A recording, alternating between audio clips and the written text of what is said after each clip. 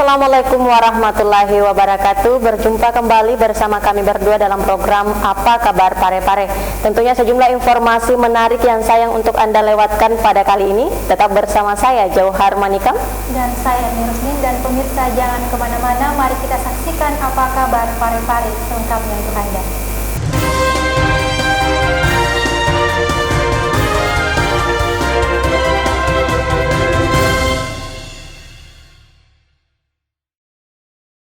Pemirsa, kita ke informasi pertama. Sebanyak 500 kepala keluarga yang berasal dari warga kurang mampu mendapatkan bantuan berupa sembako dari Yayasan TP Center.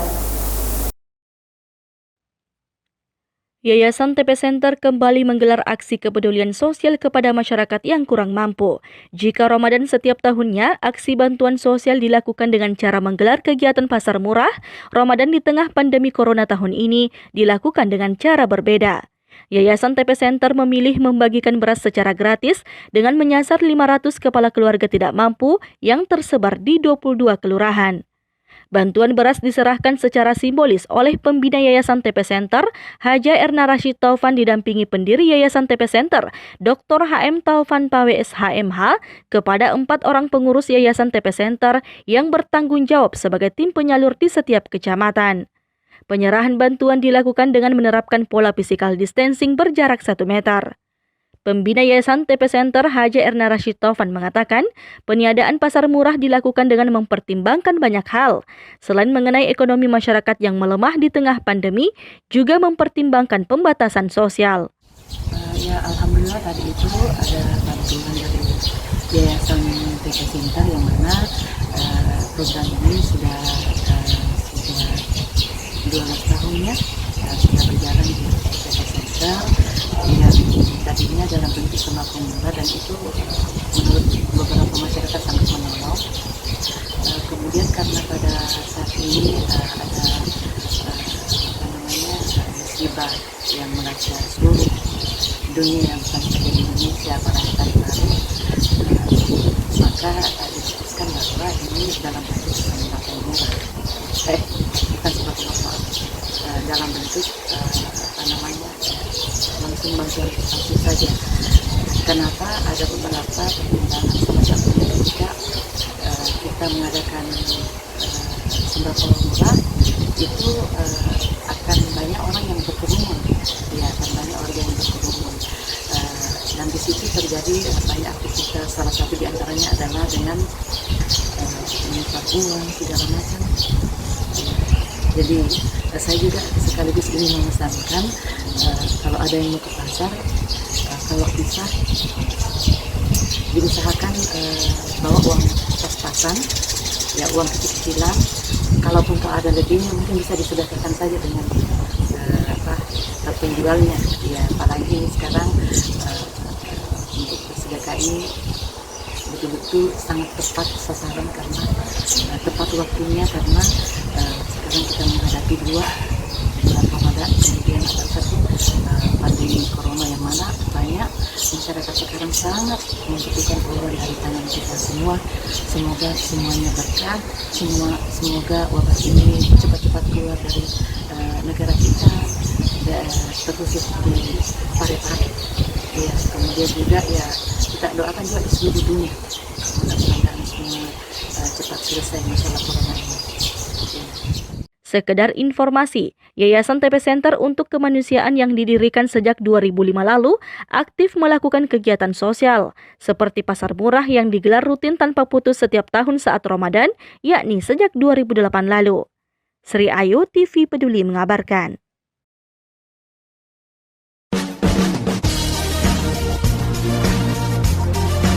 Reboisasi adalah penanaman kembali hutan yang telah gundul akibat bencana alam ataupun akibat dari penebangan hutan secara liar.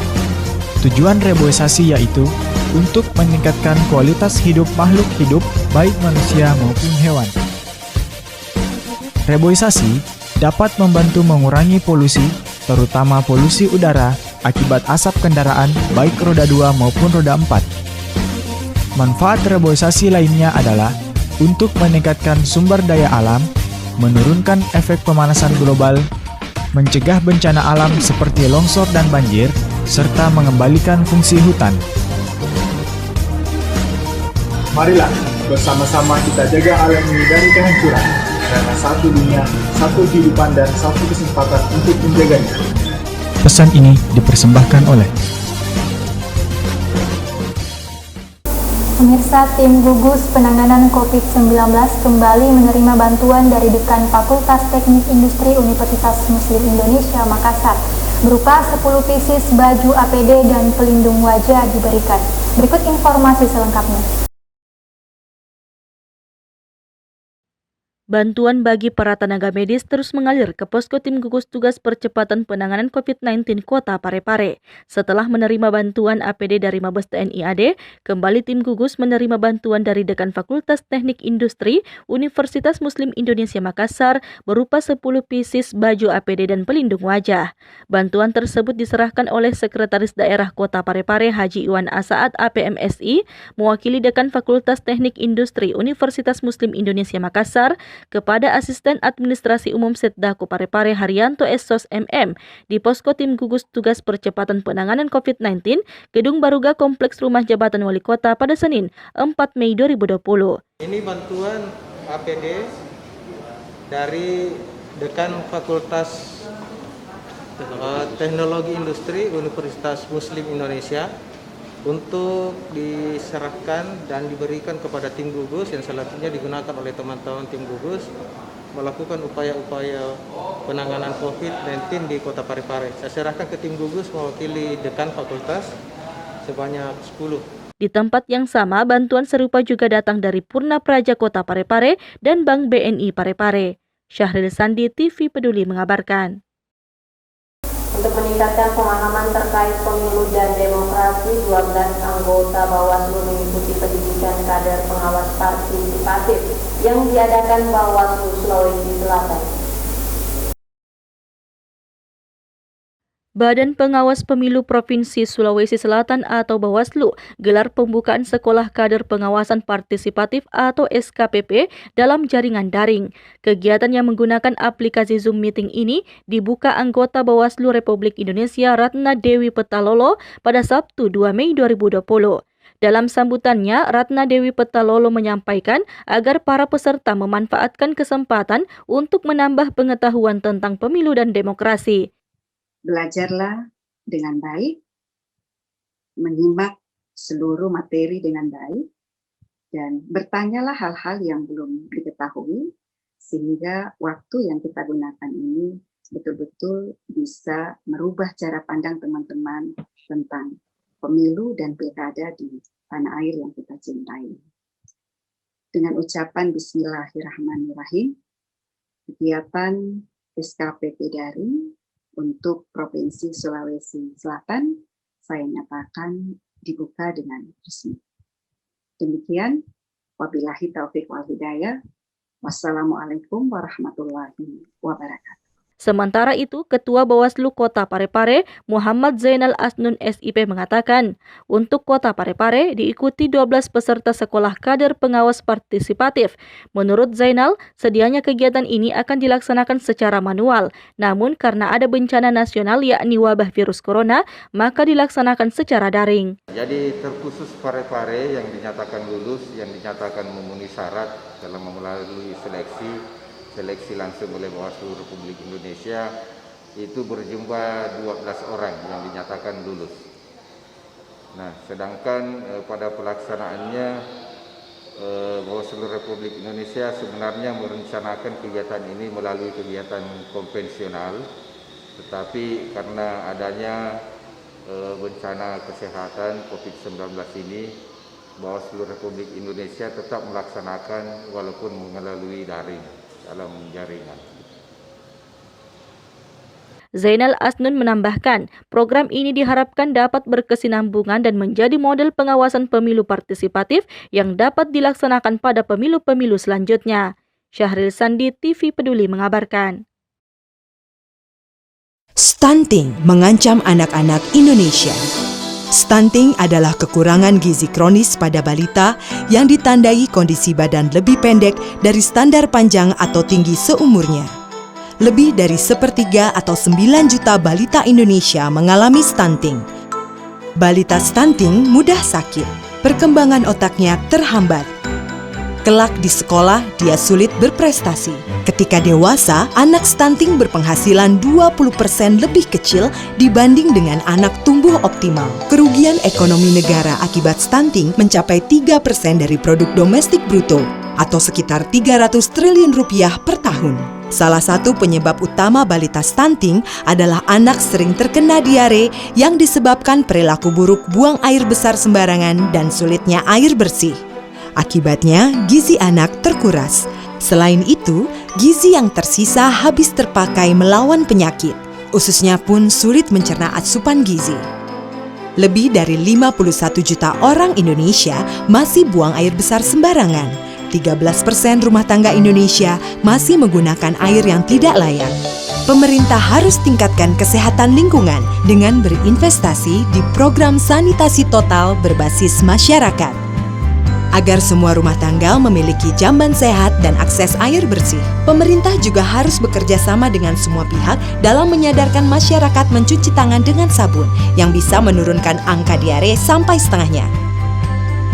Selain itu, peningkatan gizi untuk 1000 hari pertama kehidupan perlu dilakukan. Ini semua bisa membantu turunkan angka stunting. Jika angka stunting turun, pertumbuhan ekonomi bisa meningkat. Investasi untuk mencegah stunting menjanjikan keuntungan 48 kali lipat. Artinya, jika kita berinvestasi 100 juta saja, keuntungannya bisa mencapai 4,8 miliar. Jadikan daerah Anda yang pertama bebas stunting. Semua ada di tangan Anda.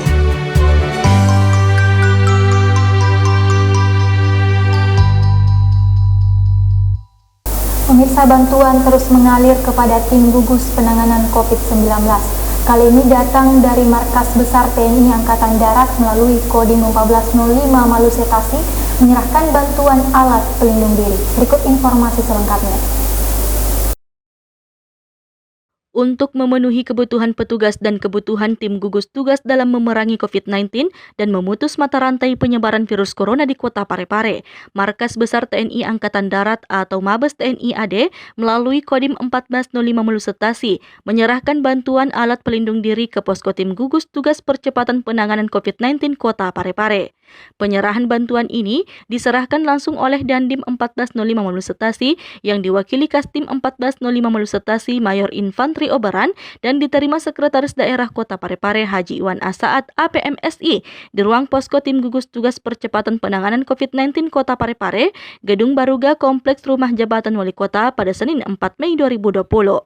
Kasdim 1405 Maluku Utara, Mayor Infantri Obaran usai menyerahkan alat pelindung diri atau APD sebanyak 150 pieces, mengatakan semoga APD yang diserahkan ini dapat bermanfaat khususnya kepada petugas medis yang menangani langsung virus corona. Kami dari Kodim 1405 Maluku Utara atas nama Komandan mewakili saya sebagai Kasdim mewakili Komandan menyerahkan bantuan APD dari Mabes TNI ke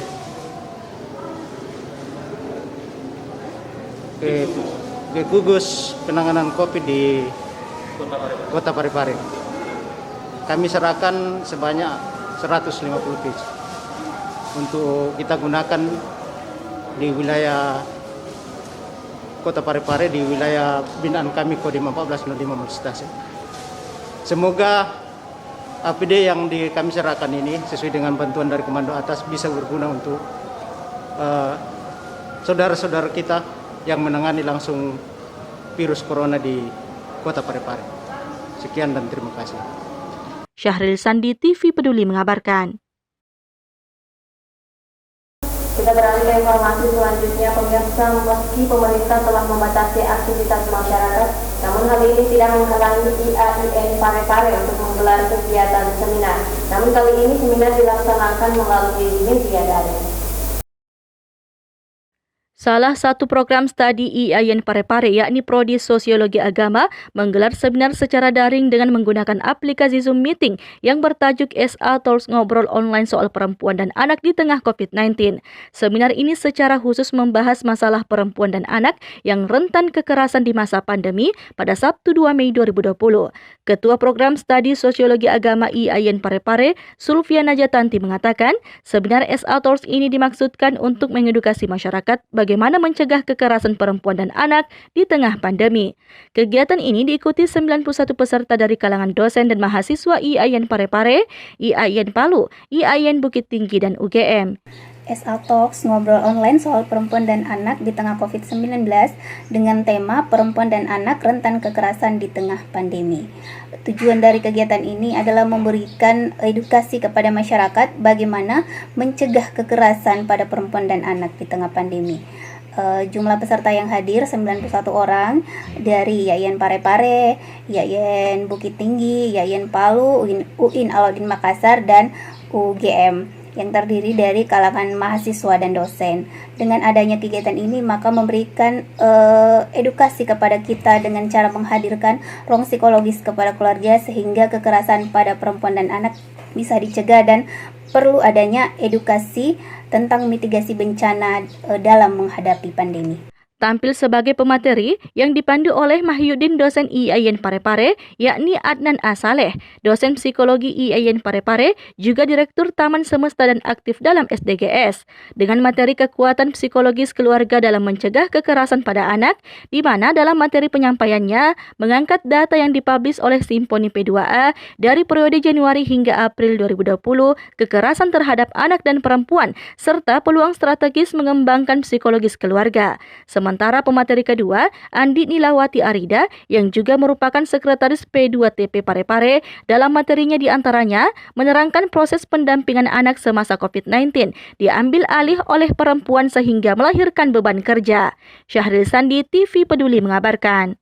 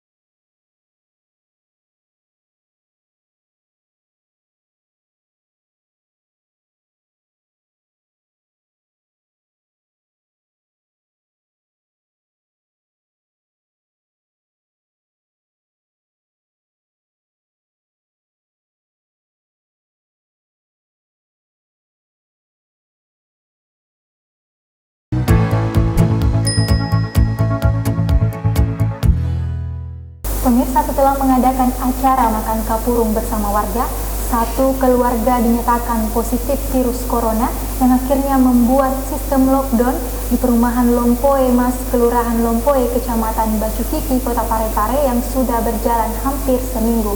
Dan pemirsa, hal tersebut membuat warga perumahan Lompoe Mas dikarantina.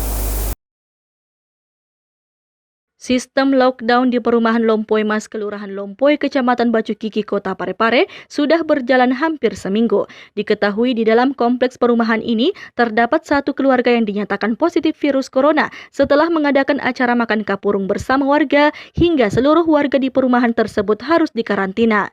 Dari hasil pemantauan dari tim TV Peduli, penjagaan ketat terus dilakukan pihak pemerintah dan warga setempat untuk memutus mata rantai penyebaran virus corona, khususnya di kompleks perumahan tersebut. Warga hanya diperbolehkan keluar kompleks jika ada kebutuhan mendesak. Sementara untuk tamu atau sanak keluarga yang dari luar kompleks, sementara ditahan untuk tidak memasuki kompleks perumahan tersebut. Mata rantai virus ini, jadi semua orang yang bukan warga di dalam dilarang masuk. Warga yang di dalam ini kami tekankan untuk tidak keluar kecuali sangat emergensi atau sangat penting betul baru dia bisa keluar. Kalau orang yang dari luar tidak boleh dulu masuk ke dalam. Itu pun kalau warga dari luar mau masuk ke dalam, kami cek kembali suhunya, cuci tangan, pokoknya kami sterilkan lokasi kami dulu.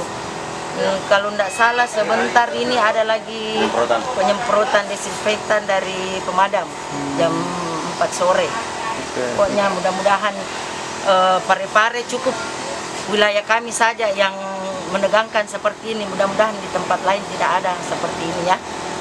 Makanya kami berusaha untuk memutus mata rantainya sampai di sini saja, tidak ada lagi yang lain. Ini sudah berapa lama, Bu? Ini dimulai hari sudah mau hampir 1 minggu. 1 minggu ya? Iya. Hingga saat ini, warga yang positif COVID-19 dirawat di rumah sakit dan sementara menunggu hasil tes swab tenggorokan. Dan pemerintah Kota Parepare saat ini melakukan tracing dan screening pada warga yang pernah melakukan kontak dengan para pasien positif corona. Erwin TV Peduli mengabarkan. Terima kasih pemirsa, Anda masih tetap setia bersama kami setelah sejumlah warga kompleks perumahan Lompoe Mas positif corona dan melakukan isolasi. Lasismu Parepare menyalurkan bantuan sembako yang dilakukan secara door to door.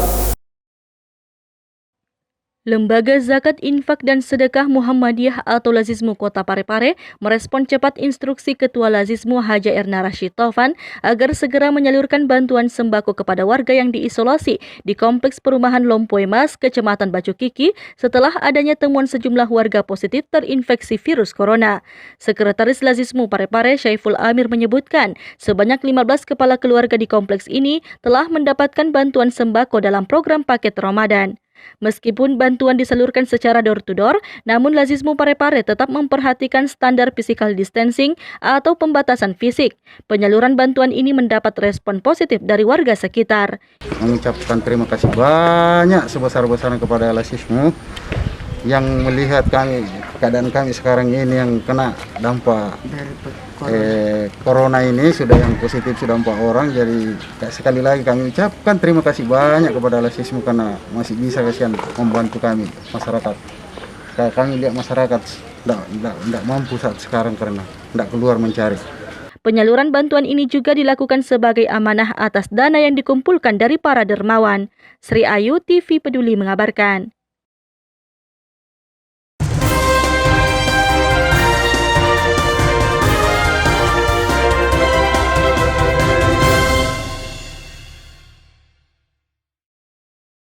Dan pemirsa, informasi tadi sekaligus mengakhiri kebersamaan kita untuk saat ini. Tetap perbaharui informasi Anda dan menyaksikan seluruh program persembahan dari kami TV Peduli Inspirasi Parepare Maju. Saya Erni Rusmin dan Sejar Manika mewakili segenap kru yang bertugas mengucapkan terima kasih atas kebersamaan Anda dan selamat melanjutkan aktivitas.